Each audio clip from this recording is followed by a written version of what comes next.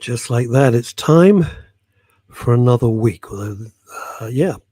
So, hello everybody. I'm Russ Kane. This is the Midday Show. You know him. You love him, ladies and gentlemen. Neil Long. Hello, my friend. Hello there. Good afternoon. Have you been gigging? I'm a little bit croaky today. I seem to have lost my voice a bit. But apart from that, I'm fairly okay. Thank you. Yes, But have you been gigging? I went to Champneys, the health spa, over the weekend. It was quite funny because you wander around in robes there, right? Yeah. So it's 6 o'clock in the morning. My girlfriend is looking forward to a lovely lie-in. And suddenly the fire alarm goes off. And you know what everyone's like when the fire alarm goes off? It's like, we'll just ignore it. So begrudgingly, I got out of bed and she reminded me to put my robe on because I was just in my pants and I kind of forgot because it was early. So I put my robe on and there's people coming out in the corridors and they get us outside. And it looked like a cross between some sort of weird zombie apocalypse and a swingers party. Everyone's sort of in these robes. I was expecting any minute for them to go, and that completes the Sunday morning fire drill. Thank you, everybody. You may now return to your room. 6 o'clock in the morning. That was 6 in the morning. I know, but there was an actual fire. Fire brigade came and everything. Not a massive one. There was. Yeah. Oh, wow. So they put it out. They did all the right things. You know, it was. You know, they did it very well. And tell me this: was Champneys as lovely as the reputation that precedes it? Well, I think so. Yeah. It's just this total bliss out place. Did you manage to relax? Well, not at that point, no. No, obviously not in your robe at 6 in the morning, standing outside with flames licking around your bottom. But what? Did you have massages and all that sort of stuff? No, my girlfriend had a treatment. I didn't. I was happy to sleep by the pool. By the pool? Mm-hmm. Oh, see, I can't stand massages. It's a weird thing. I know a lot of people think, they're relaxed. Absolutely can't bear them. Can't bear them at all. No, never liked them. I've never found it relaxing in the least. What, spas? No, not at all. Sort of sleeping, which I'm doing. I apologize that my energy levels are horrible. You're not yourself, are you? No, not at all. Horribly low. But this stuff I'm going through is just wasting me and very difficult to sleep.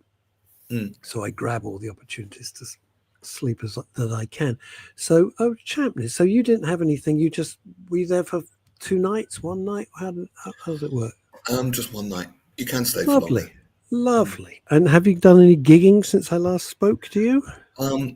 Since we last spoke, I did my 45-minute show, which what? Really well. What?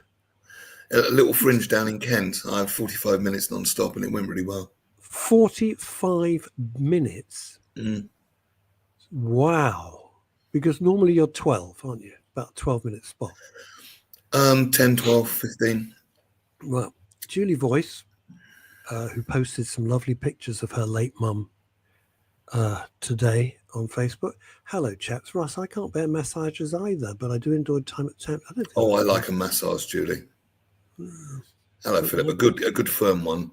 I don't want to be tickled. I want to be massaged, you know. Really? Yeah. Okay. I don't... love a good massage. It's also, I have to be terribly careful because when I had a huge car crash where I had to learn to walk again, etc. And if they fiddle around with my back, it will set it off. And so I don't let anybody near, I'm like, don't go near there because that would be... You have a video for us, I believe. I do. It's rude. Tell us about it. Well, we all know the story about the Coldplay concert. Classic. Absolute. What are the chances?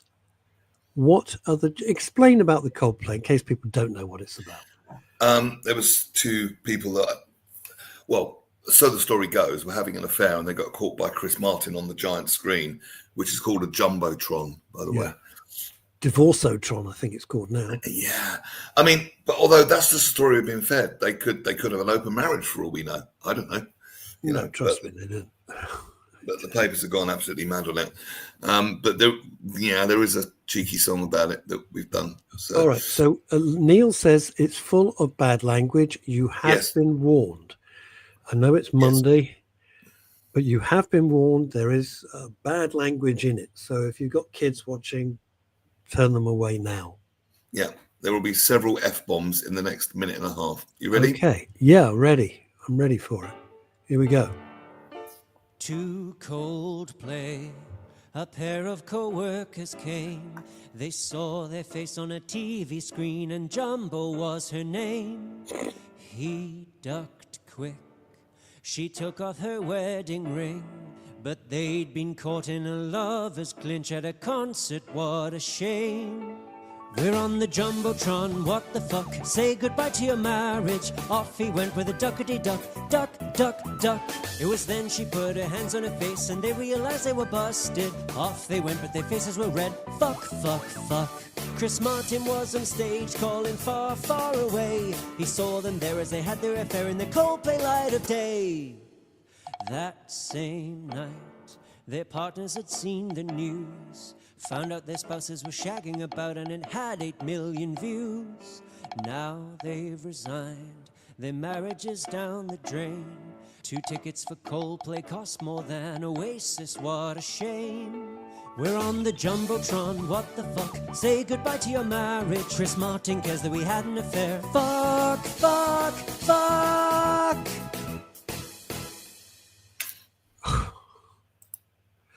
What are the chances you're there with your girlfriend you're not meant to be with, and of the 50,000 or how many people there are at a Coldplay concert, I know. I show you.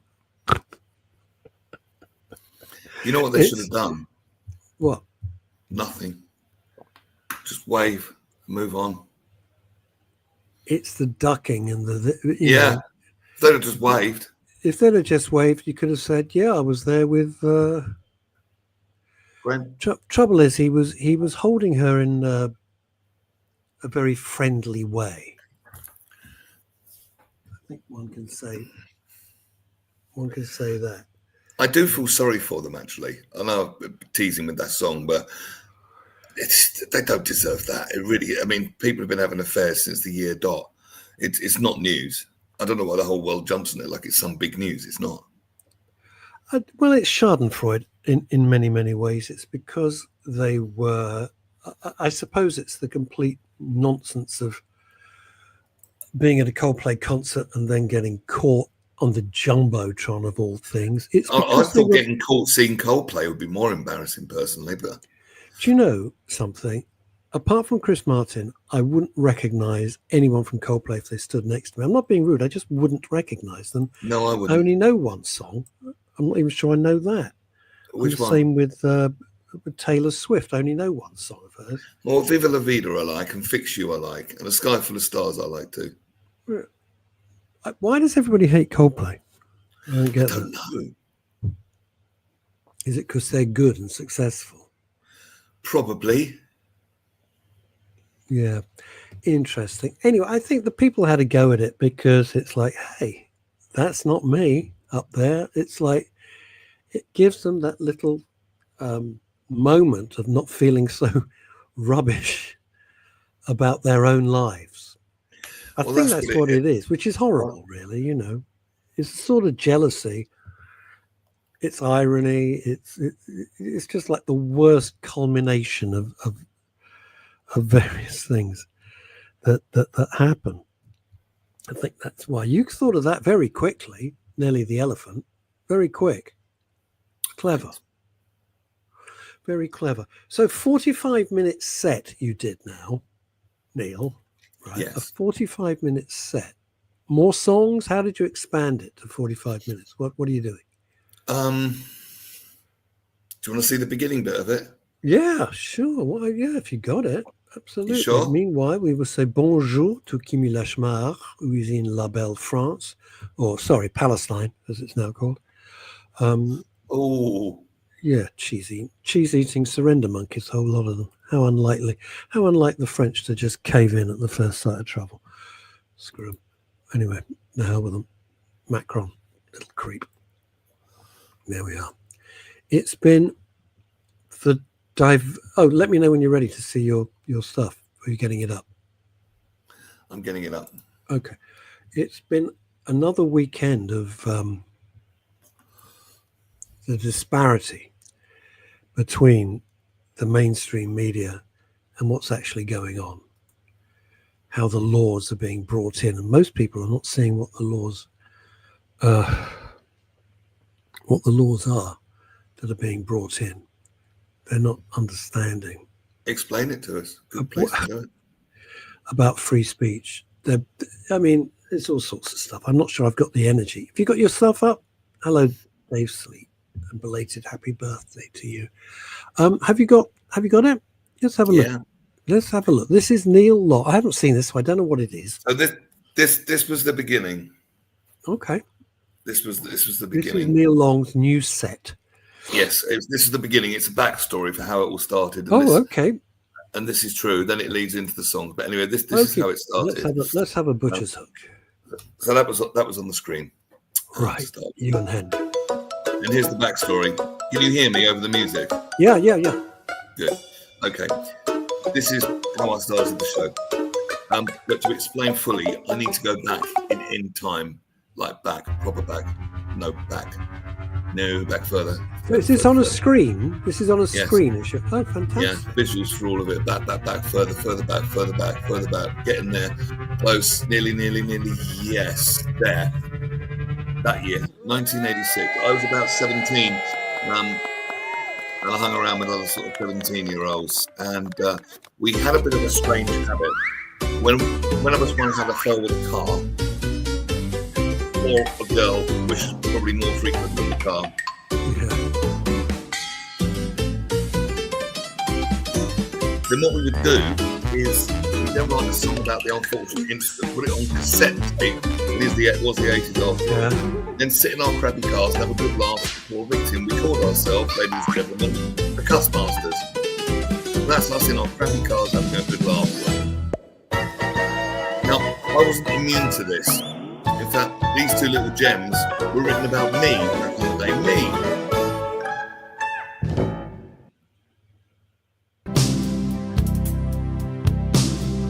I've tried as you can see. Lose my virginity. Hope I live to tell the bullshit I made up. Till then, I'll let the cat stick it with. That was written about me, ladies and gentlemen.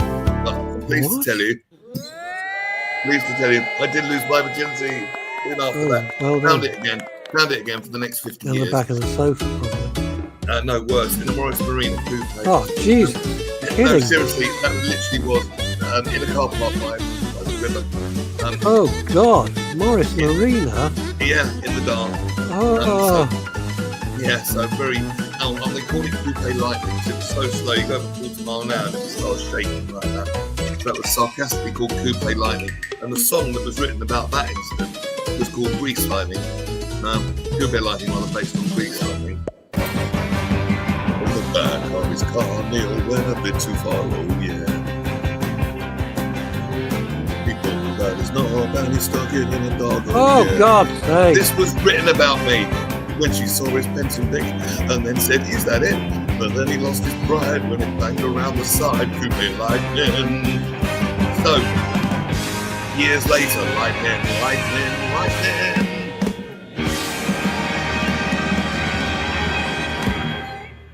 Years later, me and one of the people responsible for writing those songs about me re-met. And I said, do you remember those silly songs we used to write? And he went, yeah. I said, do you want to do some more, but about people everyone know? And he went, yeah. And that's how it came to be. And that's the backstory. That's the beginning. Morris Marina. You look really traumatized, man. I can't believe I've said that in public, but, I think we're all friends here. Despite what I'm going through, that has pushed me to a whole new level. A Morris Marina. What's wrong with that? That must take years of therapy to get over. That and the Austin Allegro, probably the two worst cars British Leyland ever made. Did the square steering wheel get in the way? No. Okay. Did it? Oh, here we go. This is interesting. This is from Mr. Psychological I Brain. take it this is about the world situation. Anyone else see the historic slide into appeasement? I don't know. Is it about you? I don't know what this is about. Well, Dave, there was some appeasement afterwards, I would say, but I don't think that's what Dave's talking about. Oh, is he? I'm so whacked today. I'm sorry. Anyone else see the historic slide into appeasement? Yes, of course. Of course. You can't appease. All right, I'm going to leave that up while people read it. You can't appease. I love the way we go from a Morris Marina to World Affairs, but there we are. That'll do. It's a sort of helter-skelter show. You can't appease people who are determined to kill you. You can't do that. There's no. You can't reason with. But if you've got a rabid dog that wants to rip your throat out, you're not going to sit down and go, good boy, who's a good boy, give it a treat.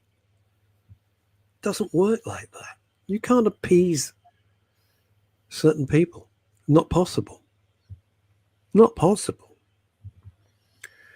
What the mainstream media is not showing you is the protests outside the asylum, well, illegal immigrants. Let's just call them what they are.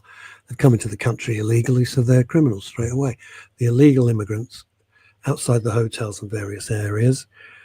What the MSM is not showing you, MSM, mainstream media, is not showing you, is the busloads of people being brought in these areas to protest against those who want the protection of their children, their wives, their sisters, their grandchildren. Not showing you that. Where are these people coming from? Where are the signs on that? Hang on, I've lost you. Go back one. Well, how do you mean? What they're not showing you is what? They're not showing you the busloads of people being physically brought in. So if you've got an area where there's call it politely, a migrant hotel, illegal immigrant hotel, right, with the hotel people making a fortune out of it, what they're not showing you in the mainstream media is the fact that the people saying, yes, we don't want any borders, all immigrants, welcome everybody, yeah, get off your little dinghies and come in and blah, blah, blah, blah, blah, with their ready-made placards and everything else, all pre-planned. It's not showing you that they're being bussed in. They don't live in that area. They don't live in that area at all. They are being bussed in. It is all organized. Who is bussing them in? Who is paying for the transport? Who's paying for all the placards and the signs and all the crap that they have with them? Who's doing it? It's all organized. You don't see that. It's made to look like it's a spontaneous anti-protest, but it's not. They're being brought in. And the people in Epping, the police brought them in, which is just beyond belief. They're all masked up, got hoods on and balaclavas and all the stuff that you shouldn't need. Why are they so afraid to have their faces shown? Who are they? Where do they come from? Who's paying for it? It's shocking. It's absolutely shocking. For what purpose? How do you mean, for what purpose? Well, what are they doing that for? To push the narrative that the people who are protesting peacefully are far right. What Starmer say? Sturmer? That they're far right, mindless thugs. I think that's the direct quote. Far right, mindless thugs. They're not. They're mums and dads, their children, their grandchildren, their grandparents. These are not far right thugs. They are people who feel that their little town, their little village, their little area is under threat. Oh, which it is. Well, I can understand that. I think we need a sensible immigration policy. I mean, I meet people and, you chat to them, I'll get in their Uber or something and I'll have a chat with them. And you meet some people, you think, yeah, great people. I hope you're enjoying the UK, you know. Yeah. No question about it. I think Britain was always a fairly tolerant place, saw itself as a sanctuary, I suppose, for many. But Yes. I think, and rightly so. I think that's all about, you know, being British, that Britishness, you know, just give up a lip and all that. You know, won't turn someone in need away. What, all that. But it just seems to have gone crazy in the last, I don't know how many years, and the floodgates seem to have opened. And I don't think sometimes we have the infrastructure for so many different people from all over the place. And I can understand the residents feeling threatened, and that's not racist. That's just common sense. You know, if you know thousands of people are coming in, and there's no control over it and no sense, and you don't know who they are. You've no idea who they are, and they're not immigrants because there's no women, there's no children. They are all men of fighting age. They're all the same age. It's men. Now, I've said it before and I'll say it again. Here's the difference. When Idi Amin, that raving lunatic, threw all the Asians, all the Indians out of Africa, out of whatever place he was running, Uganda, wasn't it? So when Idi Amin gave all the Indians like 3.5 minutes to get the hell out of Uganda, he threw them all out. And a load of them came here. The difference is they didn't try to bring different laws. They didn't try to lay the law down to the UK. They didn't say, we want to kill you because you're Christian, Catholic, Jewish, whatever. They came in, they were welcomed, and they've continued to work their socks off ever since they arrived with proper family values. And when immigrants come, they don't come in saying, oh, we're here, and now you're going to have our laws, and now you're going to have our way, and now we're going to send women back to the Middle Ages because we're barbaric savages. No, they didn't say anything. I mean, can you imagine if we went to another country and started laying our laws down? Can you imagine how that's the point. That's exactly just rude. You know, and I don't agree with 100% of our laws, but I probably agree with 98% of them. You know, our laws are not unreasonable. Yeah, this is going to end very, very, very badly. It's going to end very badly because it's a tipping point. I don't want that. Nobody wants that. Nobody. But people are now saying, well, we can't. What have we got? What have we got here? Dave Sleep. Possibly, if history is an indicator, it is the destabilization of social balance created to vindicate authority. Oh, God. Could you read that? I haven't got the energy today. Possibly, if history is an indicator, it is the destabilization of social balance created to vindicate an authoritarian power grab. Removal of that's exactly what rights and freedoms. Who's he? It's the government. This is exactly what it is. This is exactly what. Why? Yeah. Then you can do what you like. What, divide and conquer, you mean? Yeah. And then when they do what they like, that'll be what? I don't know. I don't think they're smart enough to even have a plan. I just think they're a bunch of idiots. I really do. They're not intelligent people.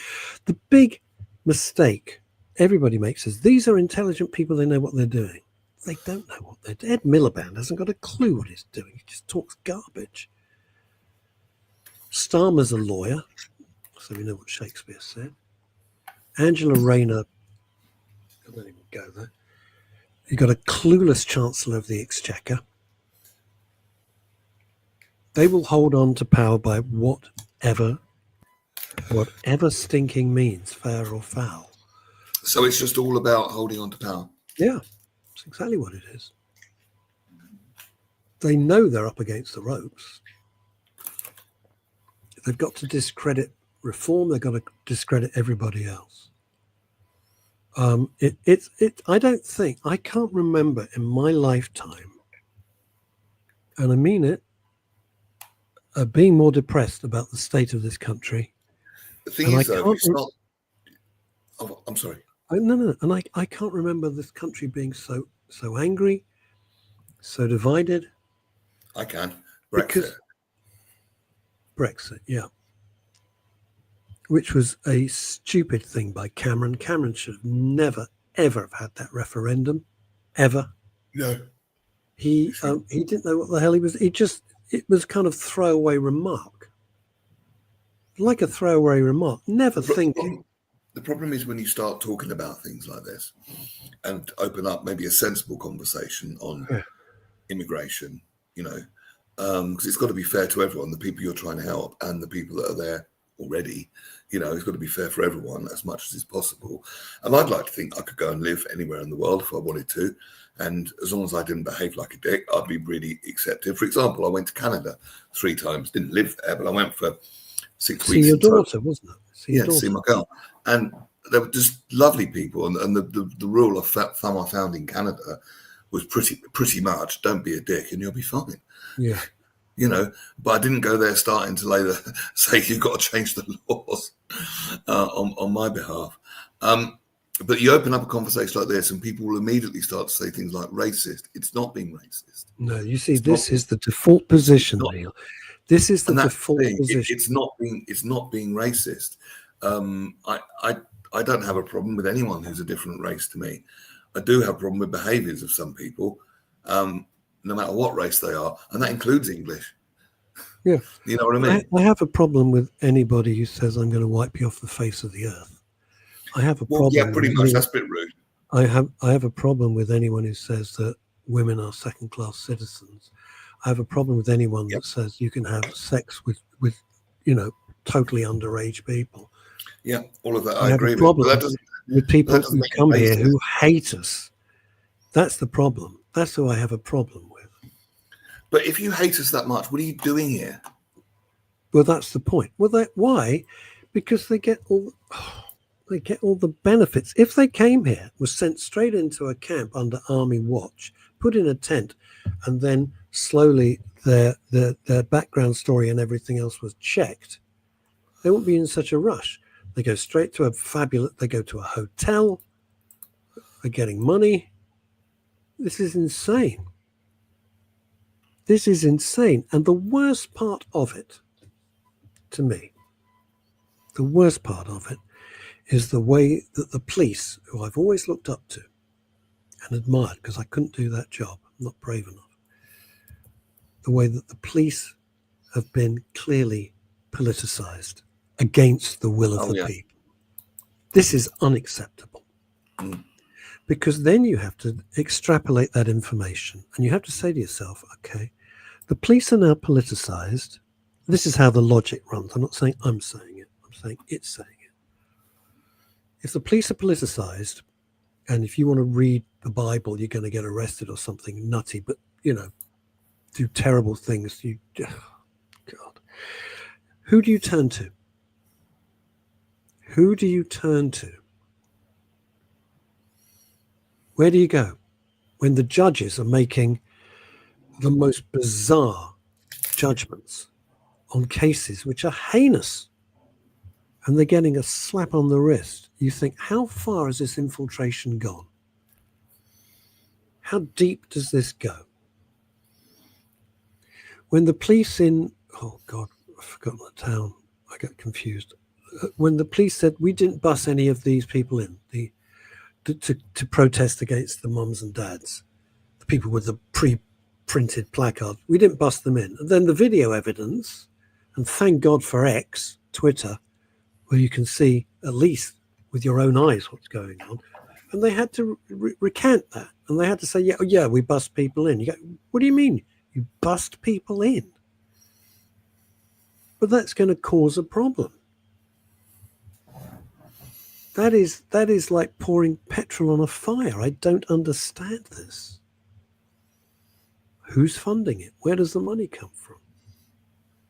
Why is a huge section of this society happy to see women and children at risk? Why? What's their logic? I don't understand. I don't understand.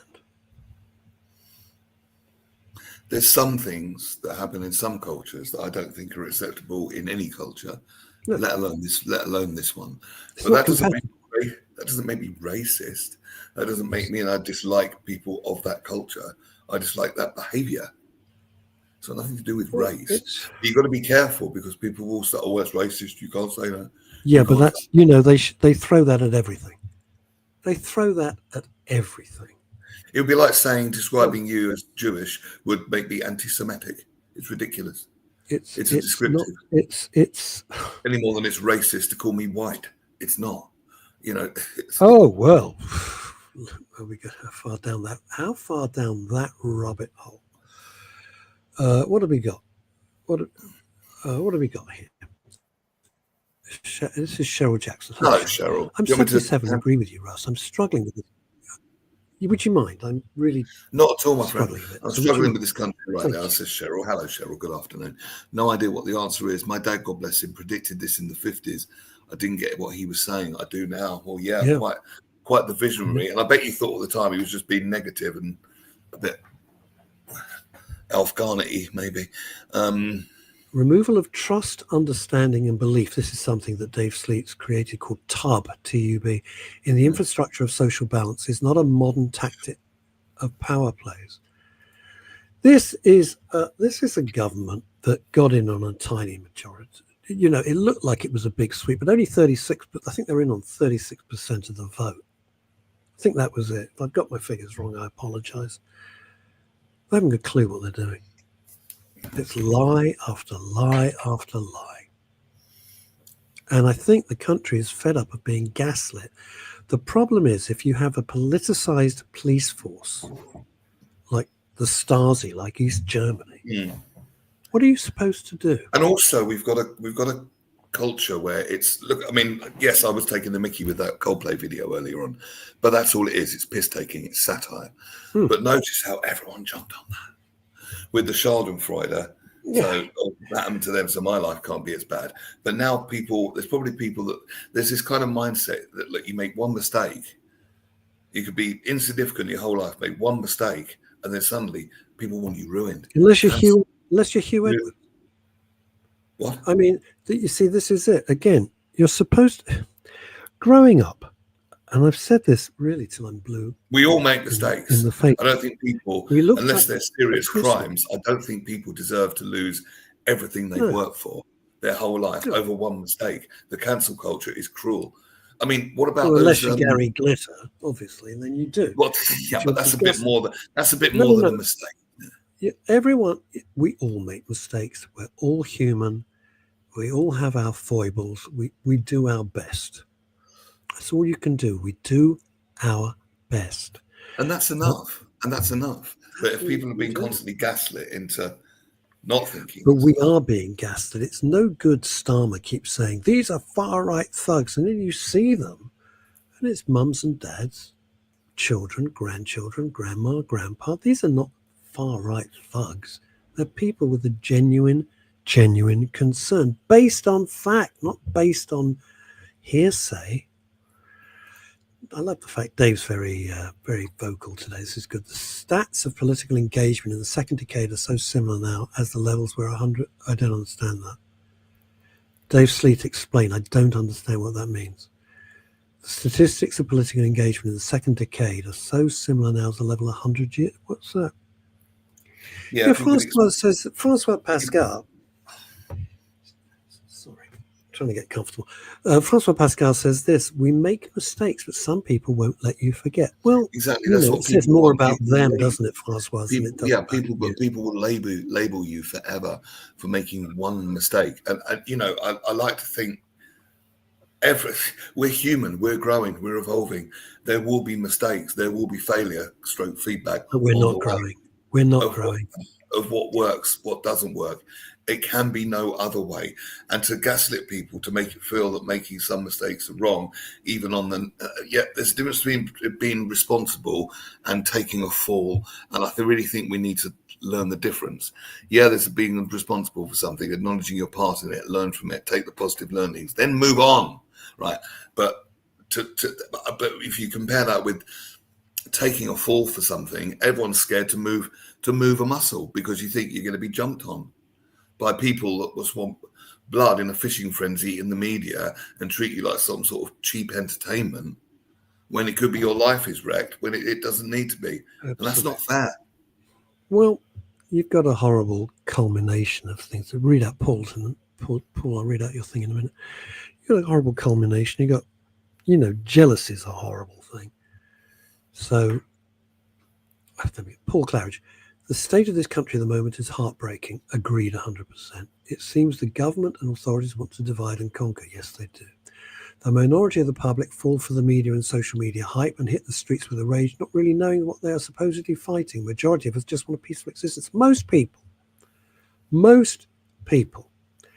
just want food on the table, a roof over their head, and a few bob in the bank, and just live their life. That's all they want to do. I don't want all this furore. We don't want these marches every week in London since October 7th for 2 years. Sick of it. We want a mayor who puts the city first, not his ridiculous vaulting ambition, as Shakespeare said. The worst mayor in living memory, without a doubt. Putting London last and his own ego first. Some of the most thoughtless sayings. What I was going to say, François Pascal, as I say in French, plus ça change, plus c'est la même chose. Absolutely right. Il y a what does that mean? More the change, the more that it stays the same. Stays the same, yeah. And what do we got here? Dave said, minority governments being accepted because the political engagement level of the public is so low, because we can't stand them. We can't stand them. This is the most hated government I can recall, including the Thatcher government. Whatever you think of Margaret Thatcher, whether she was a heroine or you hated her, this government is loathed, not just disliked, loathed and hated. That is not a way to be. And another 4 years of this. Will you excuse me? The country economically won't excuse me for stand 60 another 4 years. seconds, please. Go on. What's up? Excuse me for 60 seconds. Yes, of course. The country can't take another 4 years of this financial mismanagement. Guaranteed. I mean, you're not just robbing Peter to pay Paul. You're mugging Peter, and then you're not bothering to pay Paul. It's just, I don't know how this is going to end. I don't understand how this is going to end, but it's not going to be pleasant. We're an incredibly tolerant country. We live by democracy. And when democracy is being flung in your face and you're being gaslit every single day, but you can see what's going on. And you see how the BBC, particularly BBC and Sky News, skew everything. We have to be our own broadcasters. We have to be our own newspapers. We have to be our own little television stations, because the power is within the people to see what's really going on. It is shocking. When history looks back at this period, they will think people have gone raving mad. It's very hard to discern the truth of anything. I mean, we've got AI now, so discerning the truth of anything really is quite difficult. It's getting more and more difficult. François Pascal says, we talk so much about this ignoramus government. I mean, they really are inept. It's not just you don't like their policies. They're not clever people. They're not bright. They're not smart. But then your voices are not heard. Why? But they don't want to hear our voices. And if you say anything, you're a fascist. You're far right. You're this. You're that. And that's the gaslighting. Yes, or if I say we should have a sensible immigration policy, then immediately people will shout racist, and then all the knuckle draggers go, oh yeah, come and join us. Let's get them sent home. That's not what I mean. You know what I mean? There's no kind of middle, finding that happy middle ground, If you were a proper migrant, you'd be bringing your family with. And I don't mean your so-called brothers that you just make up. When they realized there had been a super injunction on 24,000 Afghans coming in, was it 44,000? Anyway, it was an enormous number. You realize we are just being played every single day. just being. Are you really, Francois? Are you really? You're leaving for a very rural place in France. Yeah, I'm getting to the point. I've kind of had enough. I'm honestly getting to that point. Where would you go? Let me ask you this question. I don't know. I think about this daily. Where would I go? Where has got a system that you would feel comfortable in? And so let's deal with Francois, and then I'll answer that question. So you're leaving Britain. You're leaving Britain, and you're going to go somewhere very quiet in France and just live your life. I get that. If I had the money, I'd do this. I wouldn't go to France. I absolutely wouldn't go to France. But where would you go? Your friend. Well, I don't know. I've thought about this a lot. Either somewhere. I mean, I'm London born and bred. I'm London born and bred. I don't know what to do. But I go into central London now, less and less and less.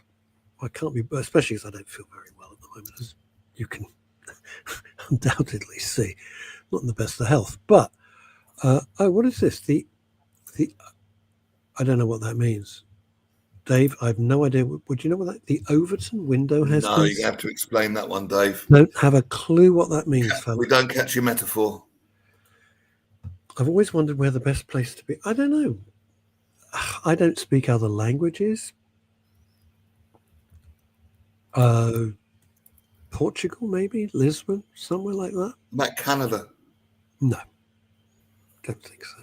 So I was really impressed with Canada. I loved it. I loved the people. Right. Would you like to read this? No, actually, you've got the bad throat. At least my throat works. No, I'm fine. It's getting better, thank you. Okay. Paul Claridge, I've always held the frontline police in high regard, as Correct. However, behind the scenes, there's a cancer spreading which affects the service provided.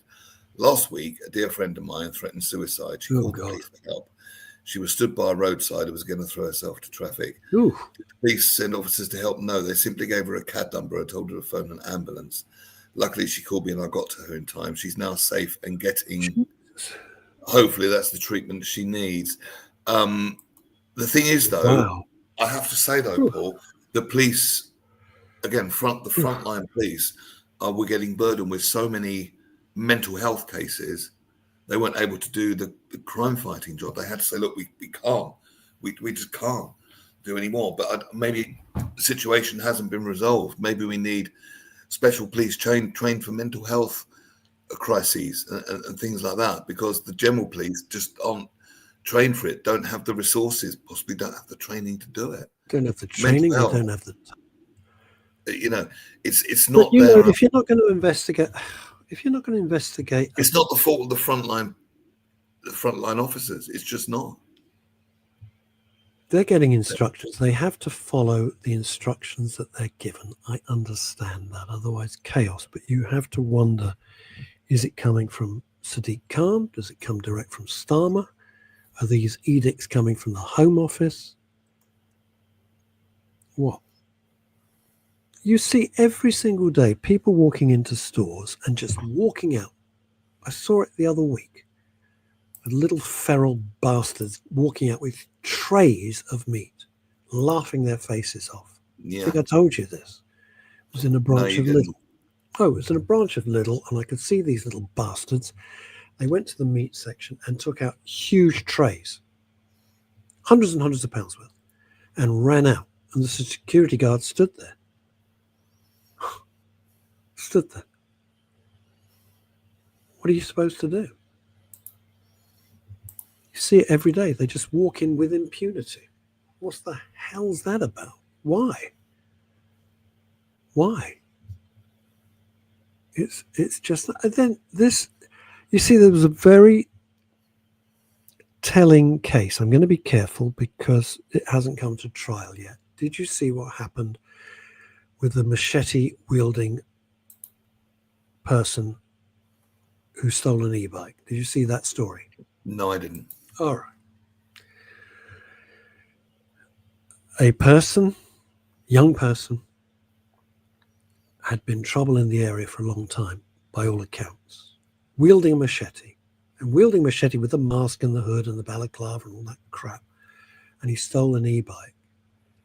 And the father of the kid who'd been robbed got in his car, chased him, and I'll put it in very neutral terms, and the perpetrator of that previous crime ended up dead.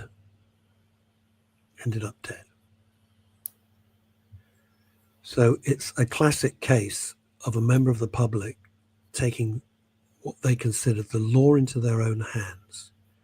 You don't have the right to get in your car and run somebody else over. So he's been charged with murder.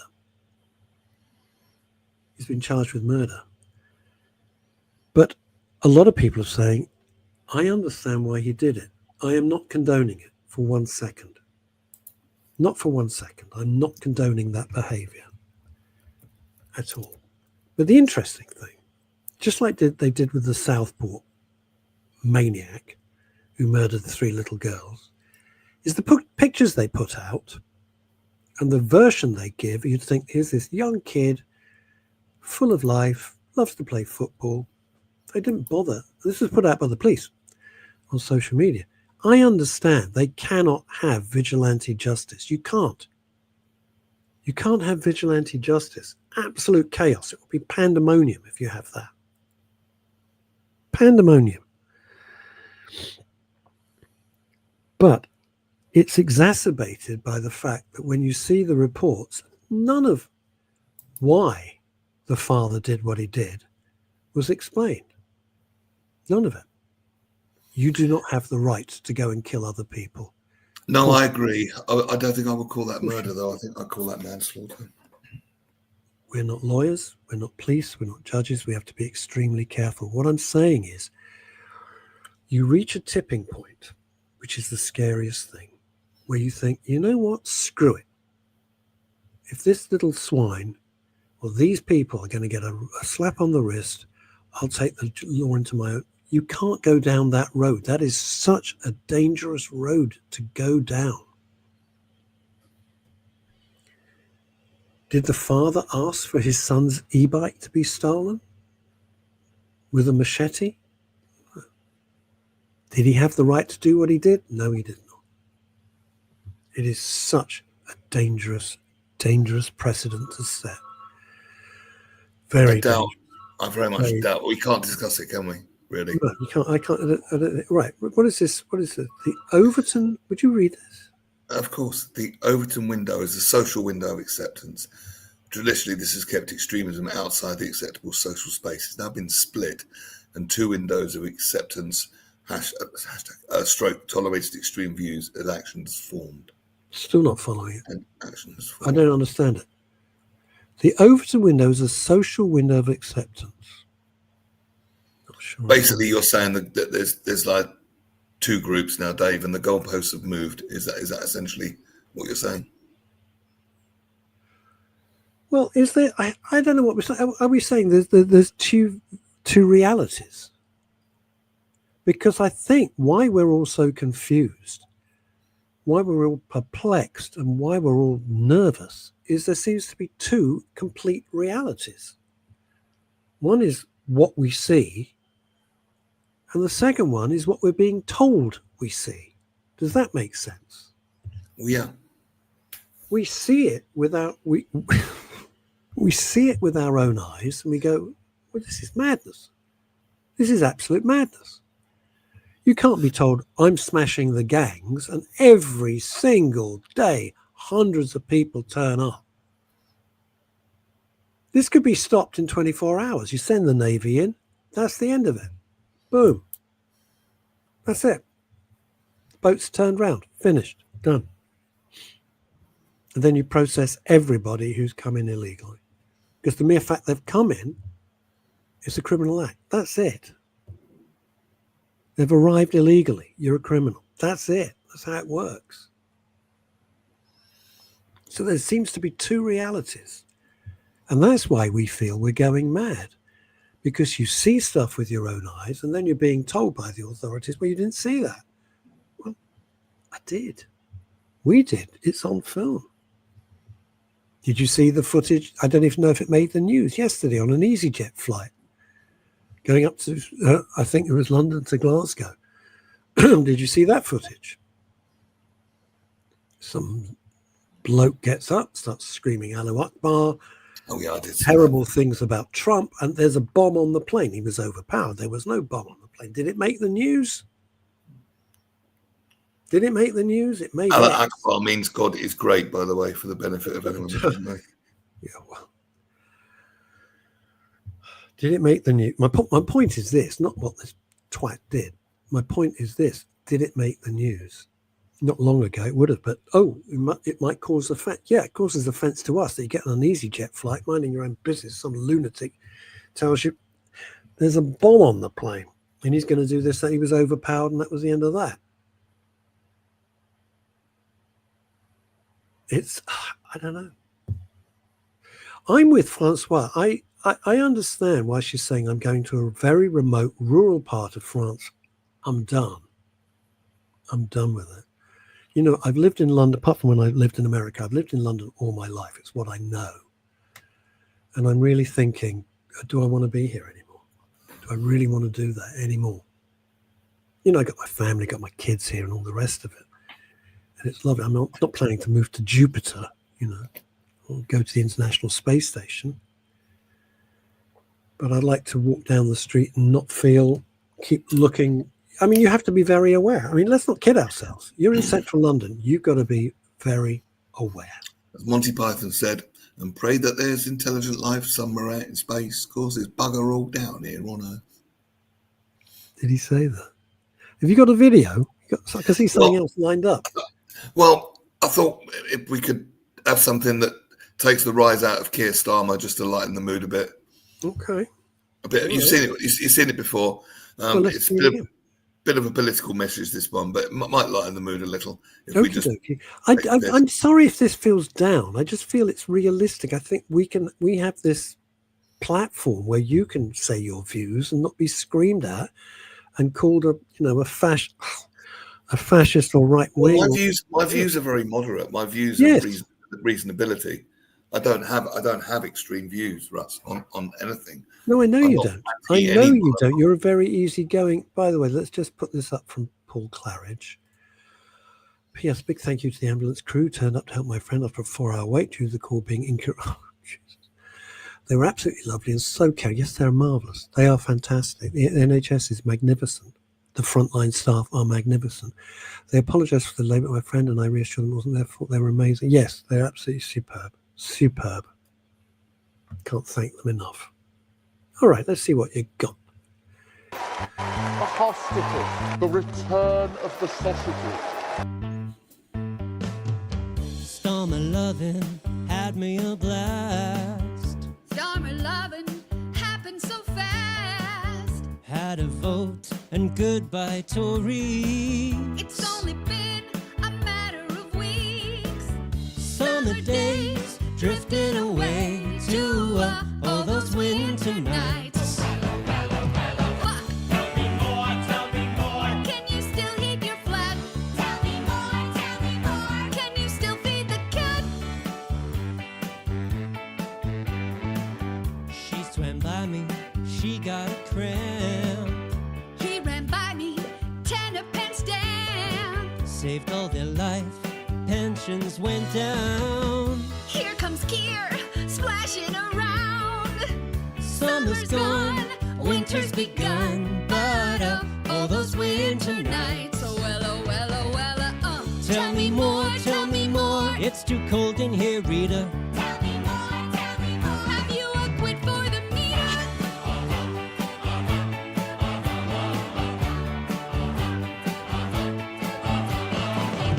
Late that evening we kept out the cold. It's not easy when you're poor and you're old. Took the bus while it's still free. Went to join all the elderly. Weatherspoon's not as cold as my room, but all those winter nights.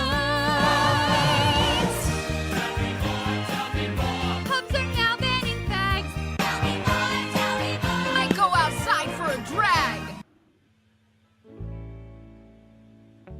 It turned colder. That's where it ends. When they banned vaping, the pubs closed again. We stayed in and just smoked at home.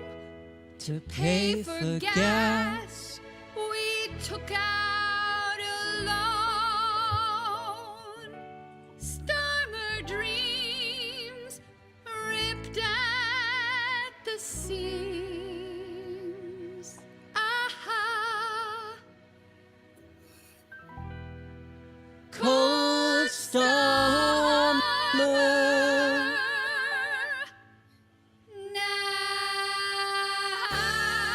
Charge me more, charge me more.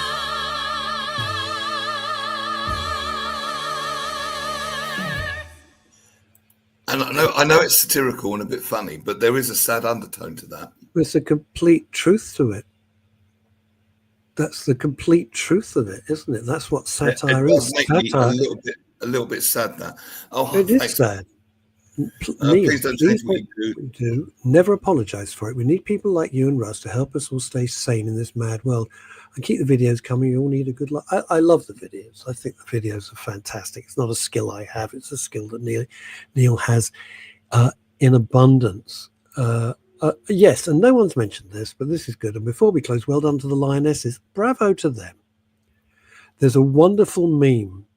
There's a wonderful meme that I saw on social media. It's blokes. Football's coming home. It's coming home. It's coming. Women. Oh, for God's sake, we'll just do it ourselves. And I love it.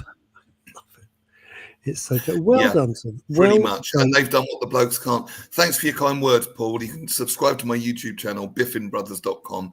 Lots of funny filth on there. On Wednesday, I've got a couple of really cool guests. Wednesday, we're going to be talking to a couple of ladies, two guests. One is about... It's a space that she owns for parties, anything from almost a rave to Tibetan singing bowls, just a space that she owns. So looking forward to hearing about that. And another lady, if you have hang on, she's got a rave or a Tibetan singing bowl. It can be anything. Hearing about her space. Going to be talking to her. Her name is Nikki Yates, and also Lisa Sinnott as well. We're going to be talking to her about if you have a dog or cat with an emotional problem and they keep yowling or peeing up the wall or something like that, how to deal with it. So animal care and parties on Wednesday. How well, that's just blooming marvellous, isn't it? That's just... Is Starmer saying that there's going to be a special bank holiday or something because the England ladies team, women's team won? Some nonsense. Anything to make himself popular. Too late, mate. Too late. But bravo to them. They did. I don't follow football at all, and I watched the end 10 minutes. I think I watched the end 15 minutes or so, and I thought, penalty shootout always goes terrible for us. And they kept their cool. Yeah, they kept their heads, and they did it. Absolutely. I think it's brilliant. I think it's brilliant. It is wonderful. Brilliant. It is absolutely wonderful. I have to say this, and I hope I'm not being unfair because I don't follow football, so bear with me. But the Spanish team, I know it's bad to lose. It's sad when you lose because it can only be one winner, one loser, right? Boy, they looked like bad losers to me. There was no grace at all. I think they thought they had it in the bag. And this amazing England women's team said, no, you don't. And that's what training and dedication. As Americans like to say, they opened a can of whoop-ass. They did open a can of whoop-ass. You know what? When I saw all the England team playing, and I thought several things at once. How proud their parents and grandparents and family and siblings must be. Can you imagine you're seeing someone you know and love up there on the screen playing for your country and doing a brilliant job? So that must be such a thrill.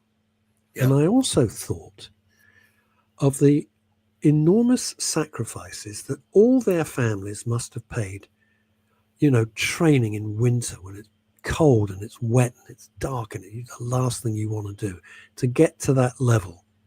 Now, I don't follow football. I only follow Formula One. That's it for me. I don't follow sport. But you realize how dedicated those women must have been, and how dedicated those families, because I bet mum and dad or whatever was driving them from a young age to go and train and all the rest of it. So bravo. I thought it was wonderful. Yeah, I thought it brilliant. was absolutely, I thought it was fantastic. Really You look did. after yourself, Russ. Take care. Doing my best, fella. Doing my best. Bit of a struggle, but I'm getting there. Neil, thank you so much. Neil will be back. Yeah, Serena Wigman to run the... yeah. She did a brilliant job, the manager. Brilliant job. Until Wednesday, when Neil will be back, take care. Look after yourselves. Good Have a afternoon. good day. Bye, everybody.